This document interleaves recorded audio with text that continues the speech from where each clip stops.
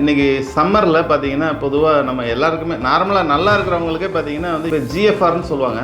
இந்த GFR வந்து பார்த்தீங்கன்னா உங்களுக்கு குறைஞ்சிரும் பொதுவாக. அதுக்கு இன்க்ரீஸ் பண்ணுறதுக்கு இப்போ வந்து இந்த டிப்ஸ் நான் தரப்போகிறேன். ரத்தம் தான் நமக்கு வந்து ஒட்டுமொத்த இந்த உடம்புக்கும் வைப்ரண்ட்டான ஒரு உறுப்புன்னு நான் சொல்லுவேன். நான் இந்த பிளட்டுங்கிறது நமக்கு அதுதான் சிறுநீர் அங்கேருந்து தான் பிரியுது. அது எந்த உறுப்பு பிரிக்குதுன்னு பார்த்தீங்கன்னா அந்த சிறுநீரகம் பிரிக்குது. சுத்திகரிக்கிற உறுப்பு எது? கல்லீரல்.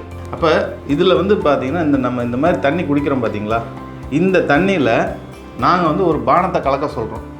கலந்தும் குடிக்கலாம், நேரடியாகவும் குடிக்கலாம். இது என்னென்னா SNP செம்பவள பானம்னு சொல்லிட்டு நான் வந்து நம்ம நியூட்ரிஷன் சென்டரில் நம்ம கொடுக்குறோம். இது ஆன்லைன்லேயே நம்ம போட்டிருக்கோம். இது வாங்கிக்கோங்க. இது வாங்கி ஒரு மாதம் பயன்படுத்துங்க. டெய்லி 300 மில்லி தான் சாப்பிட்ணும். காலையில் ப்ரஷ் பண்ணோன்னா ஒரு 100 மில்லி, மத்தியானம் சாப்பிட்றதுக்கு முன்னாடி, இரவு சாப்பிட்றதுக்கு முன்னாடி, இந்த 3 வேளையும் 100 மில்லி 300 மில்லி சாப்பிட்டாலே பார்த்தீங்கன்னா உங்களுக்கு இந்த பிளட்டோட பிளாஸ்மா இன்க்ரீஸ் ஆகிடும்.